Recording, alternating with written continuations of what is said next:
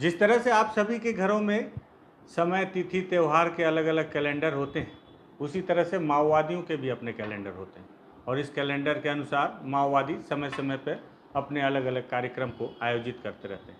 इसी तारतम्य में माओवादियों का एक नया आयोजन संचालित किया जाना है उनके द्वारा। नमस्कार, मैं विकास तिवारी हूं और आप बस्तर टॉकीज देख रहे हैं।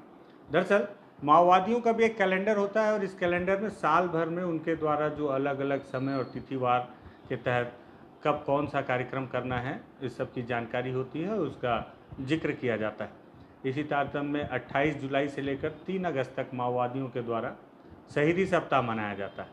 शहीदी सप्ताह में माओवादियों के द्वारा उनके जो साथी अलग अलग मुठभेड़ों में या किसी अन्य कारणों से मारे जाते हैं, उन साथियों की याद में माओवादी एक सप्ताह तक शहीदी सप्ताह का आयोजन करते हैं। इस दौरान आपने देखा होगा कि बस्तर के अंदरूनी इलाकों में मैंने कई दफ़े आपको दिखाया है कि किस तरह से माओवादियों के द्वारा बड़े बड़े स्मारक बनाए जाते हैं। ये स्मारक उनके मारे गए साथियों की याद में बनाए जाते हैं और जब शहीद सप्ताह का समय आता है तब माओवादियों के द्वारा उन स्मारक के पास ग्रामीणों को एकत्रित कर अलग अलग तरह के कार्यक्रम आयोजित किए जाते हैं और इस दौरान उनके मारे गए साथियों को याद कर उनके बारे में जानकारियां ग्रामीणों को दी जाती हैं। इस दौरान नए लड़ाकों को भी वहां पर उपस्थित रखा जाता है।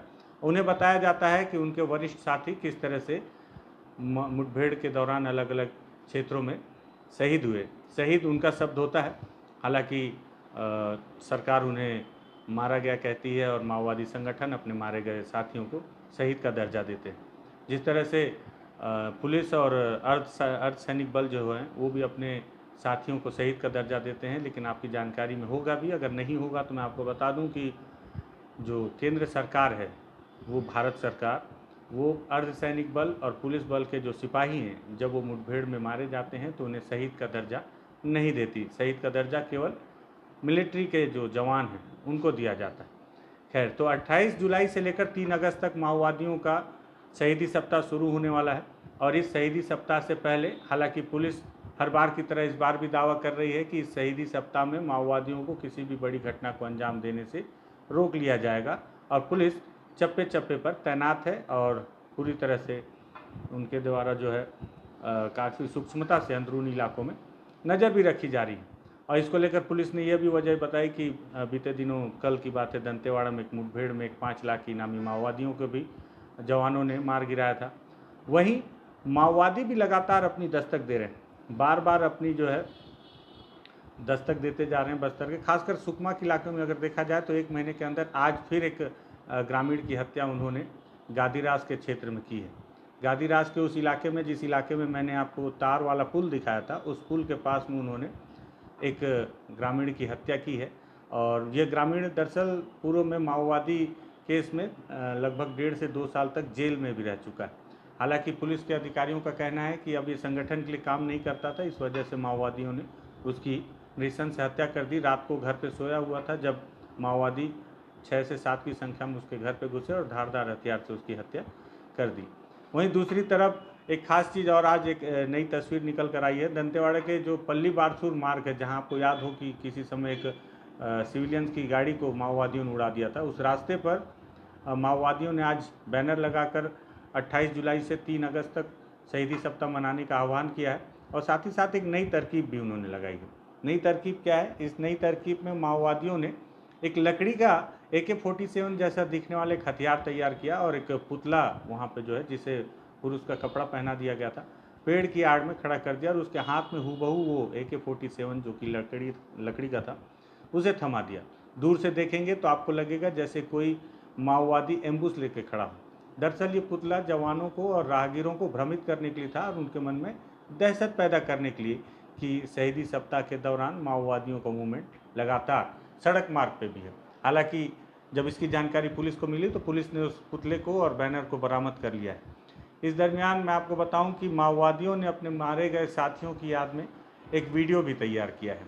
वो वीडियो बस्तर टॉकीज़ के हाथ लगा है और उस वीडियो में सबसे खास बात यह है कि आपको याद हो नवंबर 2021 में महाराष्ट्र और छत्तीसगढ़ के सीमा क्षेत्र में एक बड़ी मुठभेड़ हुई थी जिसमें माओवादियों को बहुत बड़ा नुकसान हुआ था। 26 माओवादी उसमें जो है उस मुठभेड़ में मारे गए थे, जिसमें उनका एक सीसी कैडर जिसके ऊपर 50 लाख रुपए का इनाम भी घोषित था, हमने वहाँ की ग्राउंड रिपोर्टिंग की थी, वो भी मारे गए थे, जिनका नाम दीपक तेलतुंबड़े, मिलिंद तेलतुंबड़े भी उन्हें कहा जाता है, वो मारे गए थे। और साथ ही साथ 25 अन्य, उसमें बस्तर के कई जो माओवादी हैं उस मुठभेड़ में मारे गए थे। उसको लेकर भी माओवादी संगठन ने उन्हें श्रद्धांजलि देते हुए वीडियो तैयार किया है, जिसमें उन्होंने मिलिंद तेलतुंबड़े के घर का भी वीडियो जारी किया है, जिसमें उनके अंतिम संस्कार करने के कुछ दृश्य भी नज़र आ रहे हैं। और साथ ही साथ आप देखें कि माओवादियों ने अपने मारे गए साथियों की याद में किस तरह से एक नृत्य दल के द्वारा गाना गाते हुए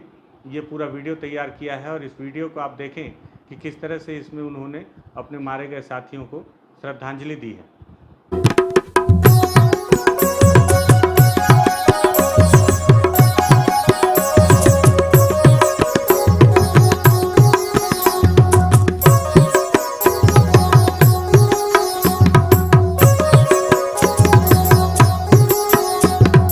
लालू लालू सल्लाम मिकुन मावा जोहर, लालू लालू सल्लाम मिकुन मावा जोहर, परेवा सईद कामरेड सल्लाम मिकुन मावा जोहर, परेवा सईद कामरेड मिकुन जोहारू, परेवा सईद कामरेड मिकुन जोहारू। तो देखा आपने, ये वीडियो है जो माओवादियों ने खुद शूट करके एडिट किया है और इसे शहीदी सप्ताह के लिए विशेष तौर पर उन्होंने तैयार किया है। इसके साथ ही साथ माओवादियों के द्वारा एक पत्र भी सोशल मीडिया में जारी किया गया है अलग अलग माध्यम से, जिसमें उन्होंने लिखा है कि इस 28 जुलाई से 3 अगस्त तक जो शहीदी सप्ताह है, स्मारक सप्ताह, इसमें वो खास करके उन्होंने अपनी एक जो बड़ी लीडर थी जिनका नाम नर्मदा, उनके लिए एक विशेष तौर पर एक पत्र जारी किया है। और उन्होंने बताया है कि अपने आंकड़े भी जारी किए हैं इसमें कि लगभग बीते जुलाई से लेकर अभी इस एक साल के बीच में 34 महिला माओवादी जो हैं वो मारी गई हैं। और टोटल 124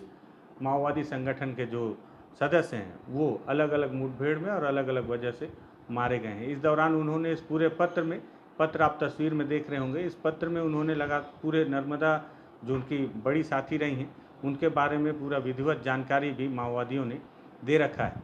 और सबसे खास बात इस वीडियो को बनाने के पीछे ये था कि मैं आपको ये दिखाना चाह रहा था कि माओवादी जो जंगलों में भटकते हैं, पिछले बार मैंने आपको एक बार दिखाया था कि अगर आपको याद हो कि माओवादी किस तरह से हाईटेक कैमरे का उपयोग करके अपने द्वारा अलग अलग मुठभेड़ों को जो अंजाम देते हैं उसकी रिकॉर्डिंग किया करते हैं, जिससे वे अपने नए लड़ाकों को दिखाकर ये सिखा सकें कि किस तरह से मुठभेड़ की जाती है। वहीं साथ ही साथ इस वीडियो को देखिए और आप सोचिए कि माओवादी किस तरह से हाईटेक तरीके से इस वीडियो को उन्होंने तैयार किया है, एडिटिंग की गई है और क्रोमा भी तैयार किया गया है। क्रोमा जो होता है जब बैकग्राउंड पे हरा पर्दा लगा के उसके सामने कोई भी गतिविधि की जाती है और कैमरे से उसका बैकग्राउंड चेंज किया जाता है। तो अब आप सोचिए कि माओवादी संगठन के द्वारा अपने प्रचार प्रसार को लेकर किस तरह से हाईटेक पद्धति का उपयोग भी किया जा रहा है। ये सबसे खास वजह थी।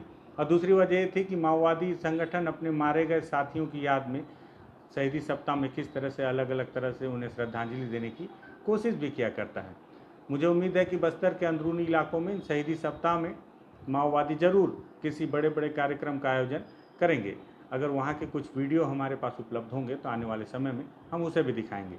माओवादी संगठन से जुड़ी कुछ ये जानकारियाँ थी, मुझे लगा कि इन्हें भी हमारे दर्शकों तक पहुंचाना चाहिए, इसलिए इस वीडियो को तैयार किया गया है। अगर आपको लगता है कि माओवादी संगठन के संबंध में ये जानकारी भी काफ़ी महत्वपूर्ण है तो आप इस वीडियो को ज़रूर शेयर करें। धन्यवाद।